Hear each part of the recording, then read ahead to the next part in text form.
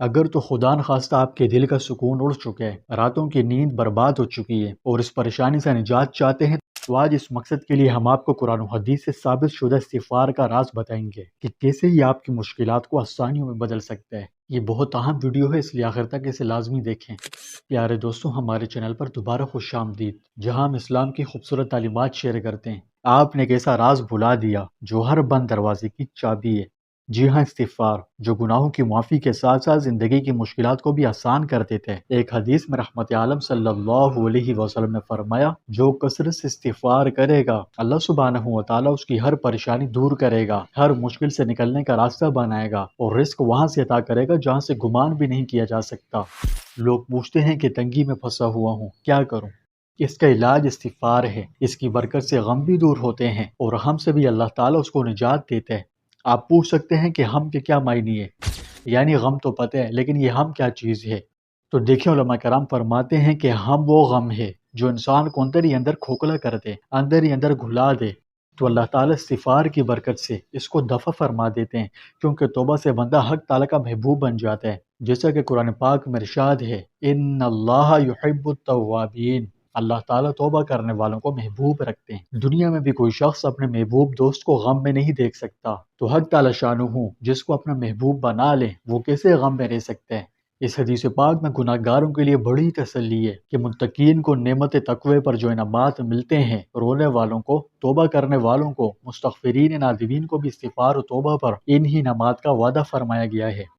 فرمایا کہ جو شخص تقوی اختیار کرے، اللہ تعالیٰ سے ڈرتا ہے، تو اللہ تعالیٰ اس کے لیے ہر مشکل، ہر پریشانی میں نجات کی شکل نکال دیتے ہیں اور اس کو ایسی جگہ سے رزق پہنچاتا ہے جہاں اس کا گمان بھی نہیں ہوتا۔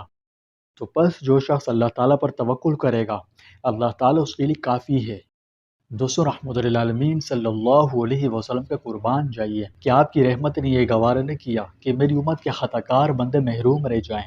بس مستغفرین و تائبین کے لیے بھی انہی انعامات کا وعدہ فرمایا جو متقین کو عطا ہوں گے، اور یہ کیا کم نعمت ہے کہ متقین کے درجے کو پہنچ جائیں، چاہے صف ثانی میں رہیں۔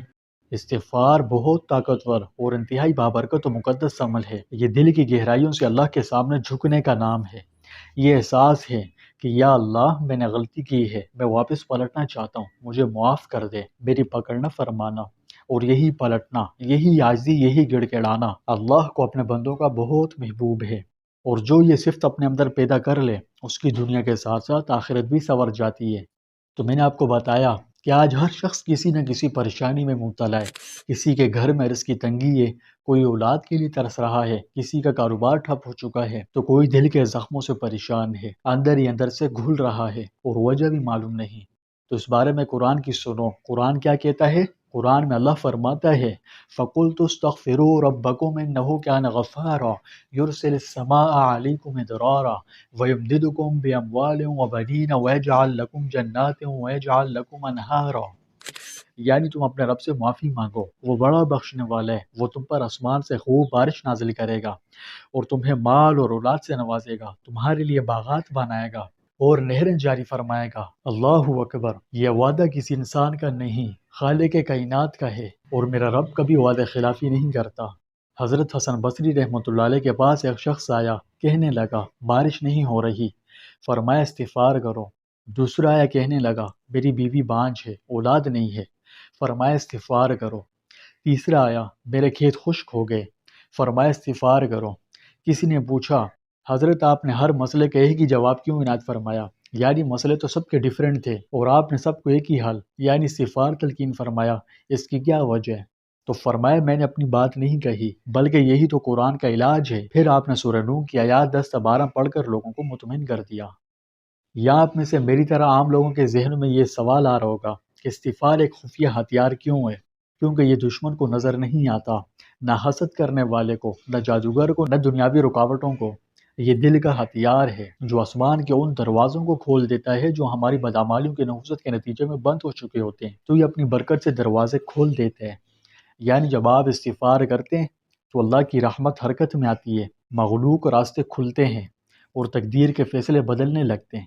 جی ہاں، بالکل بدلنے لگتے ہیں، لیکن یہ بات ذہن میں بٹھا لیجئے، کہ استغفار صرف زبان کا کھیل نہیں، زندگی میں تبدیلی لانے کا عمل ہے۔ اس لیے گناہوں سے بچتے ہوئے اور روزانہ ایک دن میں کم از کم 100 مرتبہ استغفار کی ہیبٹ بنا لیں۔ خود نبی کریم صلی اللہ علیہ وسلم بھی روزانہ 70 سے 100 مرتبہ استغفار کیا کرتے تھے، حالانکہ آپ صلی اللہ علیہ وسلم گناہوں سے بالکل معصوم تھے۔ آپ اور میں، ہم تو گناہوں میں ڈوبے ہوئے ہیں، پھر بھی زبان خاموش، دل غافل۔ اپنے حالوں پر رحم کریں، زندگی کا کوئی بھروسہ نہیں۔ آج سے اور ابھی سے استغفار کو اپنی صبح کی چائے بنا لیں، عادت بنا لیں۔ ناشتہ بعد میں کریں، پہلے کچھ دیر دل سے استغفار کا ورد کریں۔ اسی طرح اپنی راتوں کا وظیفہ بنا لیں، سونے سے پہلے کچھ دیر بستر پر ہی استغفر اللہ کا ورد کریں اور اپنی زندگی کا سہارا بنائیں۔ تو میرے پیارے ساتھیوں، اگر آپ چاہتے ہیں کہ زندگی کی مشکلات موم کی طرح پگھل جائیں، دل سکون سے بھر جائے اور اللہ آپ کے لیے آسانیاں پیدا کرے، تو استغفار کو اپنی زندگی کا مستقل حصہ بنا لیں۔ کومنٹ میں لکھیں، آج سے میں روزانہ استغفار کروں گا، انشاءاللہ۔